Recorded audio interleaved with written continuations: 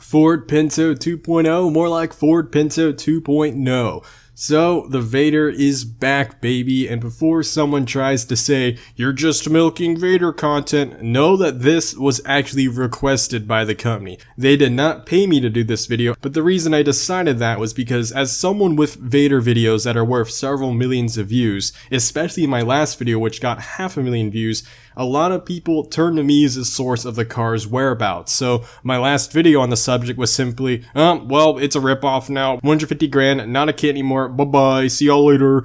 You know, that is just rather a strange note to leave people hanging on, especially when that is no longer true. At the time I made the video, that was true.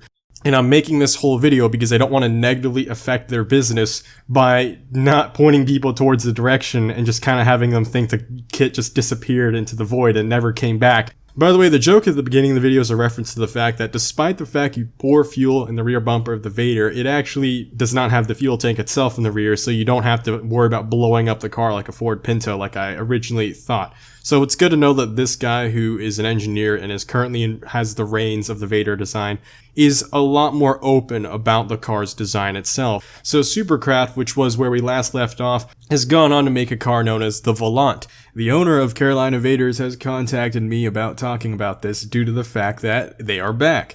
And they're not for a ridiculous 150 grand price by Supercraft. So here's the official press release where more or less what it basically says is that Supercraft, so the original Vaydor, if you haven't watched the previous video, I would still recommend you do. Just know that they're still for sale again, so just watch it with that grain of salt in mind.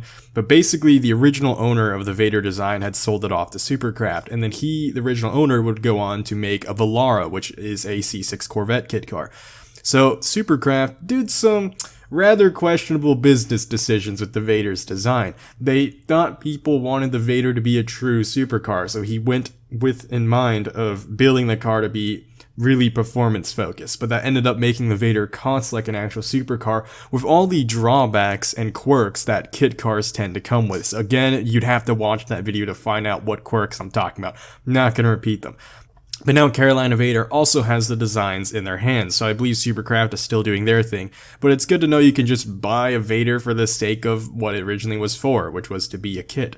So he's got the order process. We're on their official website, by the way. And this is going to, so 4 to 6 weeks for order, blah, blah, blah. And the pricing, okay, so here we go. The Vaydor Coupe, 15 grand. So it used to be 11 grand for the original kit, and that was with nothing, to be fair. This one also comes with accessories, like we have the interior upholstery, fiberglass, Lambo-style door. Okay, it's good to know that people they're not forced to do that. You can still get a Vaydor from normal doors. But the Amani forged wheels makes me really happy. So the original Vaydor, I believe, it made you buy some kind of 22-inch wheels, not Amani necessarily. And the problem I have with 22-inch wheels is that they're just awful for performance. They're absolutely woeful. And someone in the comment sections of my last video made a very good suggestion. They're like, hey, you said that if you put them on smaller wheels like 20s, the car's gonna have too low of a ride height, which it will, because if you look at the car, even with 22s, it barely clears the ground, so it has a really low ride height. So if you were to go down to 20s, you would basically be scraping everywhere, with one exception. He said you could probably just get thicker sidewall tires, and I know something like Michelin Pilot 4S's have really thick sidewall, so they would make 20s about the same height as 22s with thin sidewall. I would go that route, because 20s with thicker sidewall is faster than 22s with thin sidewall. It's also a lot more protected to the potholes and so on and so forth, so that's good to know that these are now optional. So the kit is a bit more, but we'll talk about why later. So brought a lot of hope back for people who originally wanted this car, because admittedly, and here we go, it's another breakdown of the numbers. So I like these numbers I'm seeing. So yeah, it's not the exact same as the previous Vaydor, but this is very, very affordable. And the guy who started Carolina Vaydor, if I'm correct, he said that he was an engineer in the email he sent to me. And it looks like he redesigned a little bit of the car, so our design team will throw up.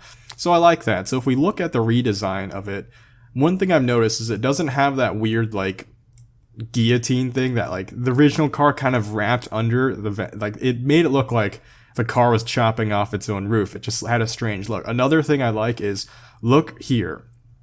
And you're probably wondering, yeah, so this rear fender is about the same height as the front fender. And you're like, why is that a big deal? Well, if you remember the original Vaydor's design, it had a really sad look. The front was higher than the rear, which is really weird for a car that's supposed to mimic a mid-engine look. That just doesn't feel right. So here you see that they're even now. That's really good for the redesign. And there's the whole guillotine head chopping off thing I was talking about. We have a closer look at it. That kind of issue is gone too. Ironically enough, this vent is still better integrated than the C8's vent because it actually flows into the fender here, and it's a lot smaller and less intrusive, and it actually has line flow, because watch this line trade with this line. You know, even though it's weird that the front vent this is the bigger of the two, you know, I get it. They had to accommodate this one. It's just it's a personal preference. That's a design language choice. It doesn't necessarily make it hideous, because at least there's still line flow, which the C8 couldn't even follow that general rule, which I just thought was funny. So it does look like they redesigned it a bit. I'm not sure if that's true or not. Don't take my word for it, but that's what it just looks like. If they did, I can see why it's 15 grand now. I do appreciate this very much. It looks like they also offer a 2JZ, so if you want to, they can give you an engine swap options and an LS and an LT. Okay, I assume when it says LS, it means LS1 or LS3, and when it says LT, it also means LT1. You know, if Carolina Vaydor, if you're watching this video, clarify. That's very important. I mean, we have 9 LS engines that we could be talking about, and the LT has 2 generations worth of engines that it could be referring to, because an LT5 is way different than an LT1, and LS1 is way different than an LS9. So whoever made this website, I would definitely specify which LS and LT so the customer knows what they're buying. The best part about this website is they actually have an instruction manual, and I believe they also send you one if you buy the kit. And you have no idea how like legendary that is, because the original Vaydor kit, when you bought it, gave you nothing. You know, you were just on your own, and if you weren't that experienced of body work, you would basically be lost real quick, which is why it took some people upwards of 2 years even to build their Vaydor, or they would just give up part the way through, or they would ask for so much help that they would eventually get it done, but they would spend a lot of money by going to body shops, and it kind of defeats the purpose of building it yourself and saving money. Then the design studio, it looks like they have all these pretty colors. The original Vaydor, I believe it was, you could just get any paint job from House of Colors, so this may actually be, there's less options in this case, but it's whatever. You can always change the car or wrap it later. That's not too big of a concern. That's what the car looks like. An interesting feature of this website is the pre-owned tab. So this is a place where Vaydor owners can sell their former Vaydors, and I've seen a similar looking car like this that sold on eBay for like 90 grand, so to see it here for 98 grand, not sure if it's the same car. But yeah, this guy I've seen in Atlanta, so I've actually seen his car in person, and I'm almost certain it's his. So if we click read, yeah, that's him at Cars and Coffee. I can recognize that image anywhere, because Atlanta Caffeine and Octane is really recognizable. So I have seen this car in person. I've actually shown it in some of my videos, so you guys have probably remembered that.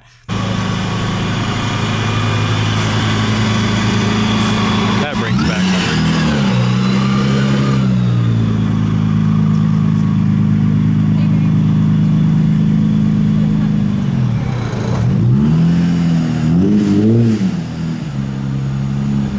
So the owner, pretty cool guy, and it's, if I'm correct, yeah, that's what I thought. He actually modded his, so it's not like a bone stock VQ you're getting. His car is supercharged, it is, and it's completely optioned out. This price, ooh, you know, it's still up there. I'm proud that they're not 150 grand, and these are used ones you're buying after all, so it makes sense they're not like the crazy Supercraft price, but you have to realize the crazy Supercraft one has an LT4. I don't think any of these have an LT4 or anything like that, so the fact that they're close to 100 grand is still a hard pill to swallow, because like when you look, again, back to the car design argument, when I look at like Vaydors now, I used to think they were the coolest thing 3 to 4 years ago.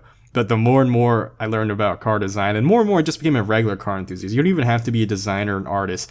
But in general, when you look at the Vaydor, it's so hard to like find it attractive now, because I know its lights are from the Chevy Cruze. I know this grille design was molded off of a Mitsubishi Lancer.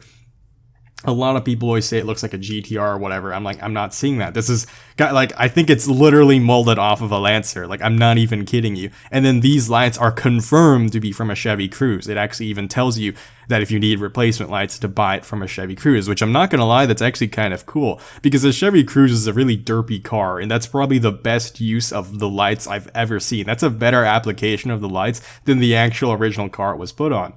So, you know what, I dig this color. I don't dig the wheels, but it's good to know that the wheels are no longer something you have to deal with if you build your own car.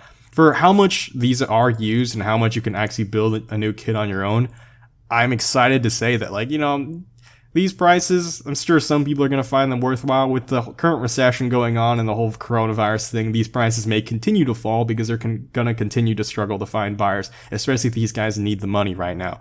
So I would wait for them to fall more. As for just building one on your own, that seems to be the way to go. Like, that's really all I really wanted to address this video is, hey, it's back. You can buy the kits again. That's exciting. I'm obviously not responsible for any legal repercussions as to what happens to your money afterwards. If if you fail the kit, whatever, that's not my problem. But I just want to let people know that they can buy them again from Carolina Vaydor.